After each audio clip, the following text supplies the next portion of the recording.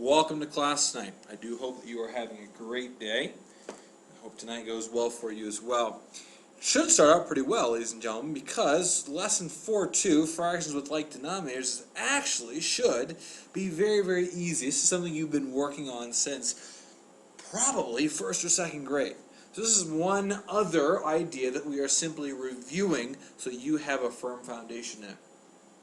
Now, this whole chapter is going to be about adding and subtracting fractions. That's what it's focusing on, adding and subtracting fractions. So we're going to be easing into that lesson by adding and subtracting fractions with like denominators.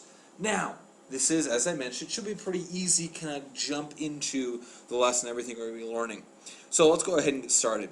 So first thing that you see on the first question that you see on the board there is, well, I actually have two fractions there, so let's go ahead and click off that. There we go. So this fraction is going to be 1, 2, 3, 4, 5, 6, 7. 7, so it's 2 sevenths plus 1, 2, 3, 3 sevenths. So now you see, ladies and gentlemen, on the board, I have 2 sevenths right here, and I have 3 sevenths, and I'm adding those. Well, let's see. There's 1 seventh, 2 sevenths, 3, 4, and 5 sevenths. So that equals 5 sevenths. Now you probably say, wait, Mr. Hurst, isn't it just easier to focus on the numerators? And yes, that's true, but I want to emphasize something. When we are adding fractions, right here, when we're adding fraction pieces, it stays sevenths. These are sevenths, and all those are sevenths. So it stays the sevenths. The denominator stays the same. You add the numerators together, but the denominator stays the same. You're not changing the pie at all. Let's try one more, just to make sure we have this down. So we have a different fraction now. I'll use blue this time. So first I see 1, 2, 3, 4, 5, 6, 7, 8. So we have 2 eighths plus, that's going to be 1, 2, 3, 4, 5 eighths. 2 eighths plus 5 eighths. So let's see, there's going to be 2 eighths, so that's 1, 2. And that's going to be 5, so 2 plus 5 is going to be 1, 2, 3, 4, 5, 6, 7. I have 7 eighths. I'm not changing my denominator at all. When I add fractions, add or subtract fractions, my denominator stays the same because you can see right here, it is, the denominator stays the same, stays as eighths. Alright, so that is, that's the easy part. Okay, that's the easy part. Just adding fractions with common denominators. Now, let's kick it up a slight notch. I just got rid of the fry charts. I just got rid of them. So, but you can still add them. So remember, you're focusing on the top numbers. So 4 plus 7. 4 plus 7 is going to equal 11, and my denominator stays the same, 11 fifteenths. So it's a horrible 15. There we go. Equals 11 fifteenths. 4 plus 7 equals 11. Alright, so that is the very easy part. Now let's change it up just slightly. Now I'm going to change things in that I am going to now have an answer that's actually bigger. So let's check this out. So first one, I have, there's going to be 1, 2, 3, 4, 5, 6, 7.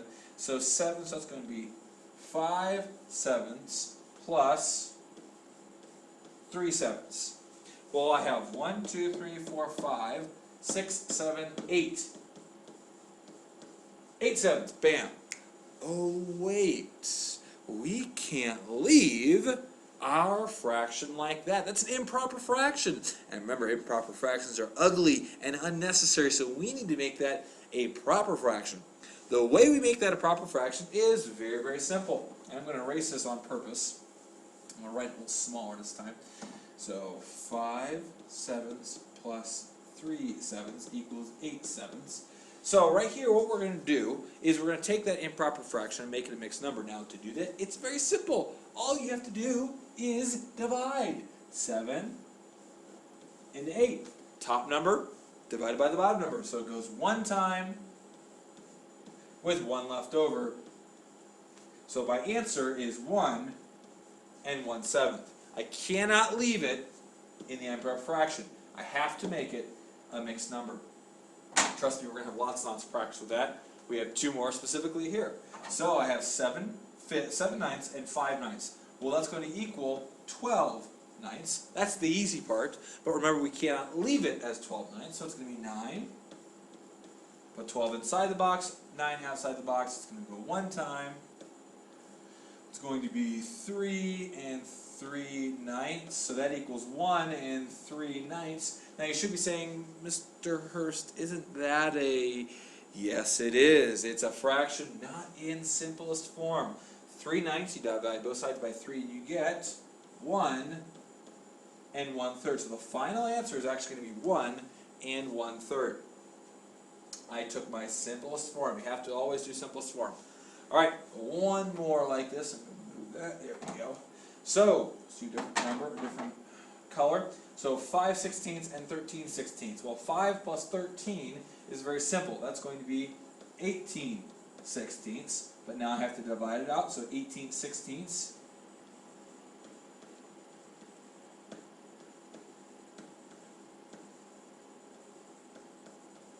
But remember, we cannot leave it as 2/16. Those are both even, so we can't leave it in that unsimplified form. So you divide both sides by 8, the answer is going to be 1 and 1/8. Sorry, divide both sides here by 2, and you get 1 and 1/8. So the final answer is 1 and 1/8. Now, you say, Mr. Hurst, can I just leave it like this? And I'm going to say, absolutely not. I would only be able to give you half credit for that because that's not a complete answer. Must be simplest form. All right, very last thing we're going to talk about tonight. See, told you it was very easy. Very last thing we're going to talk about is subtracting with like denominators. And this is so incredibly easy because just like with the addition, all you do is focus on the numerators. You subtract the numerators, your denominators do not change. And I can prove it back here. Back when we did these right here, the pie charts, or the pieces of pie, stayed the same. The pie sizes didn't change at all. The exact same thing right here. The pie sizes are not going to stay, are going to stay the same. So you have 3/10. You're going to take away 1/10. Well, very simply, you're going to have 2/10. Now you should all be thinking, oh, Mr. Hurst, that's not simplest form. And you're absolutely right. Divide both sides by 2, and you get 1/5. So my answer is 1/5. And finally, 3/5 minus 2/5. You have 3/5. You take away 2/5. You're only going to have 1/5 left over. So the answer is 1/5, and that one is in simplest form. Well, ladies and gentlemen, there you have it. See, I told you it's very, very easy. With adding and subtracting fractions with common denominators, you focus on the numerator, and that is it.